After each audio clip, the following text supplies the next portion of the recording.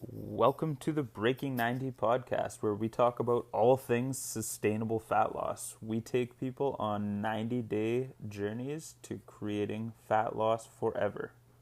Thanks for listening. I hope you enjoy the episode. Hello, everybody. Welcome back to the Breaking 90 podcast. I'm your host, Alex Harriman, here with my co-host, Kelly Sarlo, and we are two of the coaches of Breaking 90 Fitness. Thanks for being here. I hope you enjoyed today's episode. Hey, Kelly. Hi, Alex. How are you? Doing well. We've been spending a lot of time outside. We've got the backyard kind of getting tidied up and ready for the summer, but we just opened the pool not too long ago, and it's freezing cold because we're not heating it or anything. But last night we all got in the pool, and it was it was freaking cold, but we're trying to get Gary, our new lab, to jump in, and he's testing the waters, he's putting his paws in and stuff, but he didn't want to jump in. And it was funny because I got in, and he got the zoomies and ran around the yard, and he kept poking his toes in but wouldn't jump in. Emerson got in, he didn't really care. Devin got in, he jumped in. He's like, my mom, I gotta save her. That is so sweet. Yeah. I love it. Yeah, it's pretty funny. So he had a good time, and then he got the wildest zoomies until he was just running around the yard till he was dry. Aw, that's Yeah. cute. I hope you got pictures. Yeah, we didn't because we were in our bathing suits. Okay, fair enough. What do you have for us today? Today we're gonna talk a little bit about one of our guiding principles, which is something over nothing. So, if you've been here a while, if you've listened to a lot of our stuff, you know that we run by 5 different guiding principles. Something over nothing is a big one, and I think all of them are arguably the most important depending on what situation you're in, but this is one that I think really resonates with a lot of our members, and can be applied to so many different situations. Yeah, I would agree. I feel like I love the other ones and stand by them. On the toughest of tough days mentally, this one stands out as oh, I can manage that. It gives you one little action. It's also a massive part of what Breaking 90 is. Now, one of our other guiding principles is simplicity over complexity. So, what's the easiest version of this? Why are we making this more complicated if we don't need to? But something over nothing, a lot of our listeners, a lot of you guys are looking to improve your health and fitness, live a longer, healthier, happier life. That often just requires you to do something. It doesn't require you to do everything. And so that's why this one's so important to us, because it's really, I would say, probably the biggest obstacle that we have when people first reach out to us with prospects who reach out about our coaching service, is that they struggle with the all or nothing mindset. I think that's probably the biggest obstacle. If I think of everything that gets in someone's way of success, the all or nothing mindset that you have to get it all right, or you have to have the perfect plan, or you need to get your nutrition perfect or your fitness perfect in order to make progress, and it couldn't be freaking further from the truth. Yeah, even to the degree that I've heard some people say well, I really want to start with your coaching, but I'm going on vacation in 3 weeks, so I'll start when I come back. And you're like, no. That's all or nothing. We're going to start now. We're going to start doing the somethings and teach you how to get through that vacation doing something instead of nothing. It's the January 1st mentality, right? How far do you let that control you? If it's December 31st and you're saying that, then whatever. Start tomorrow. I'm fine with I'd still rather you not. I'd rather you start right now if you're thinking about it, but it's okay, it's tomorrow. I'm not going to fight this with you. But how far are we going to push that? You're going to wait till next Monday, next month, next week? Why? What is forcing us to wait for an ideal time when it's just a made up day on a calendar that we decided is a better time than now. The Mhm. truth is, if you're thinking about this and you're feeling motivated, the time is now. Mhm. And that doesn't mean you need to get it perfect, because if you try to get it perfect, you will fail. 100% you will fail. But use your motivation to build momentum. So if you're motivated now, use that to build momentum. And the way we do that is by doing something. Yep. We're doing something, anything small, to move us one step closer to our goal.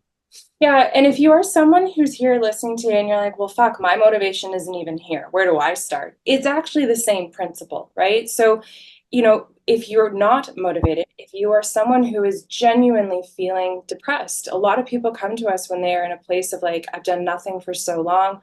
I don't know where to start. And worthiness comes into play at this point.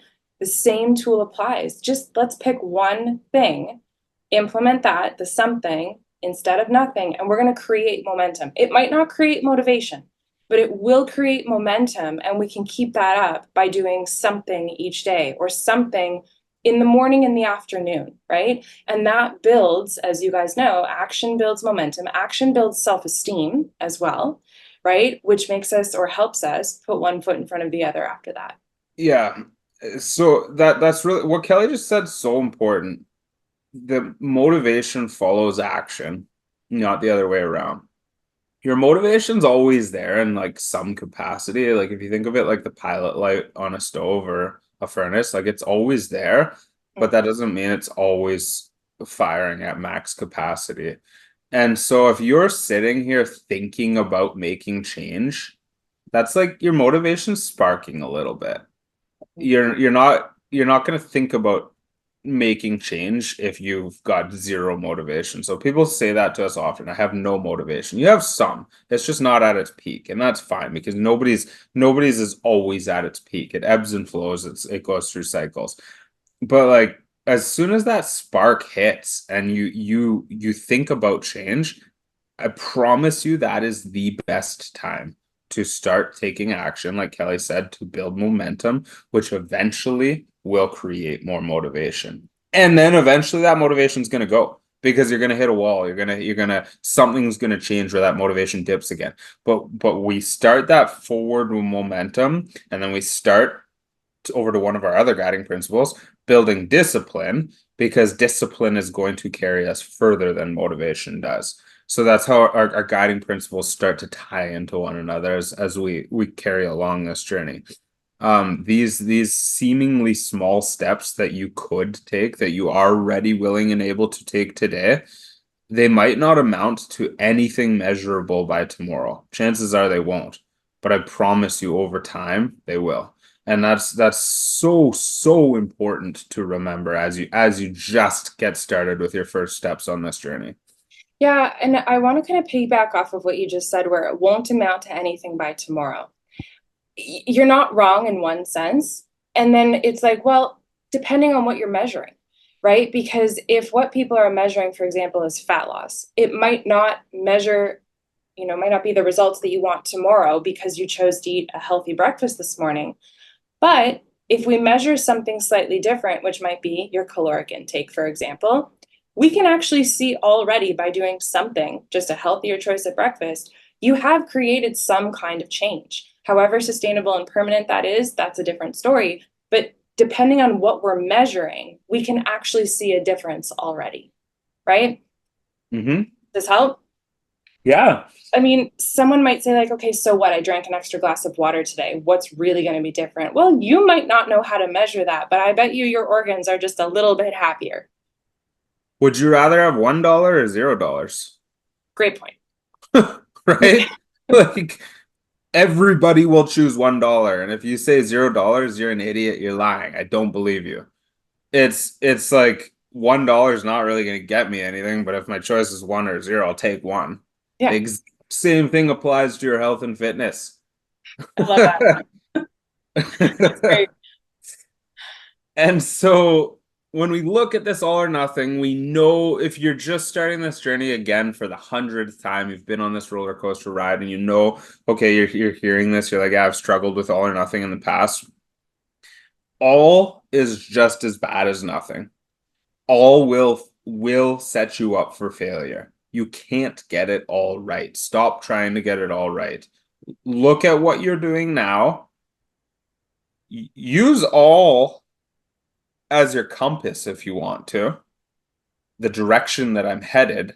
It doesn't mean you're ever going to get there. Doesn't mean you're necessarily going to get there, but use it as the direction. That's fine.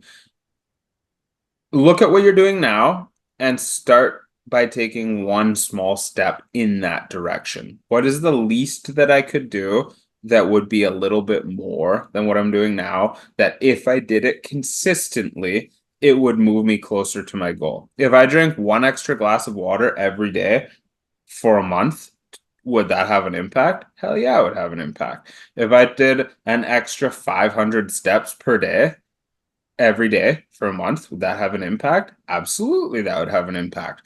And these seem like small things, and they are small things. And the intention isn't for them to not continue to grow and challenge you, because you might do 500 extra steps for a week until that's super, super easy. And you might say, you know what? I'm actually going to do another 500 steps now. And that's great. I encourage you to do that. What I don't want you doing is trying to step from A to Z. I don't want you trying to tack on 10,000 extra steps a day right now on day one. I want you to slowly build up to that until it's manageable and your body's used to it and it's part of your routine and you've created the discipline to actually stick to it. Yep, it's perfect. I can't add to that. Like you've hit on all the points, right? And it's like I hope what people get to hear today is maybe a little bit of humor where they can laugh at themselves with fun humility to say like, oh yeah, I tried to do the all. Okay, so I don't totally suck. I was just trying to do too much, right? Or, hey, I wasn't far off when I had that idea of maybe just tossing in a vegetable to my breakfast. I don't have to change the whole damn plan. I can just add something healthier or subtract one thing that, that was just a little excessive. Like it's just we're asking you to just make one small change and commit to that, right?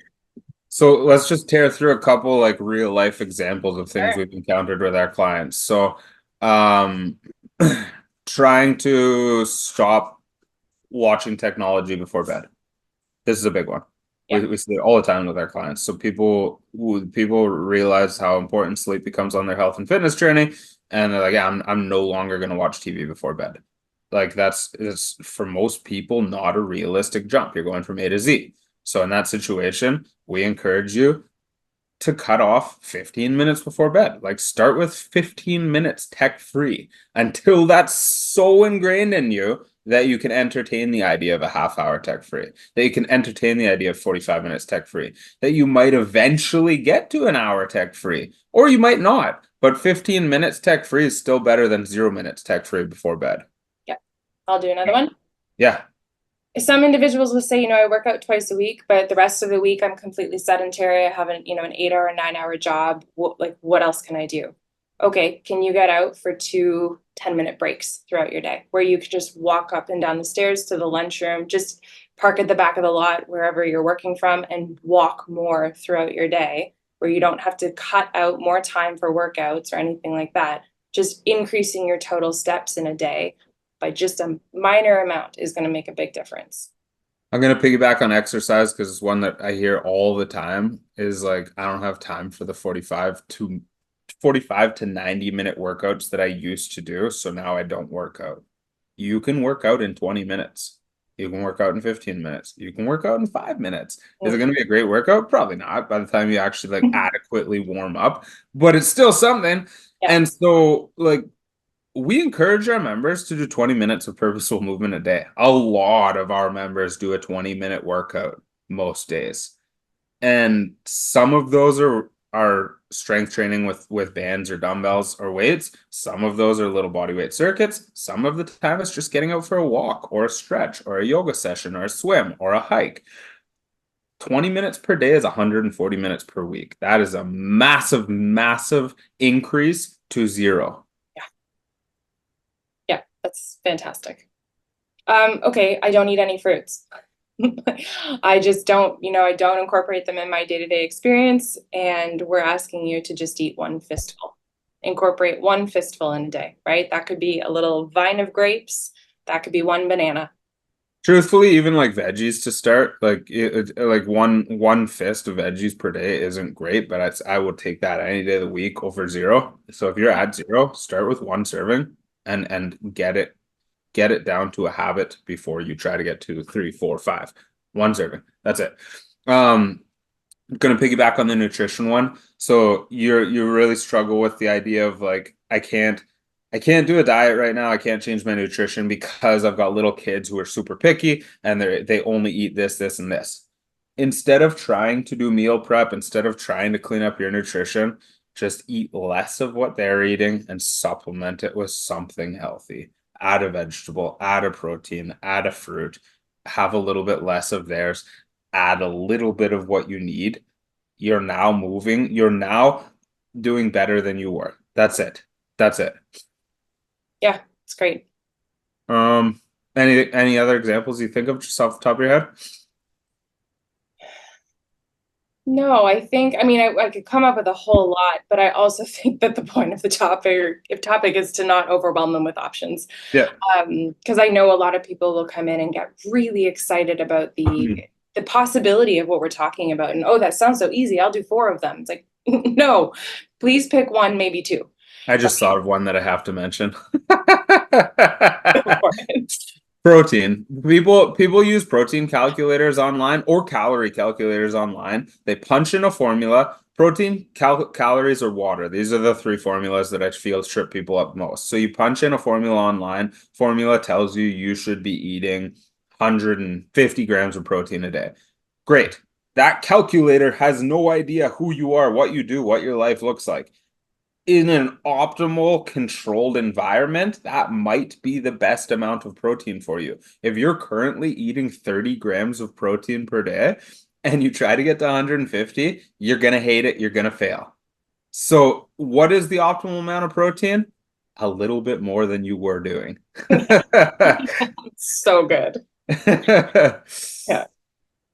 Cool. Well, we could wrap it up at that. I don't think it requires any more. I think people get the idea of what we're saying and how to implement it. And I'm certainly open to the conversation if anybody wants to reach out and talk about how you can add the something over nothing to your life and your health and fitness. Like that's what we do. It's what we're all about. Yeah.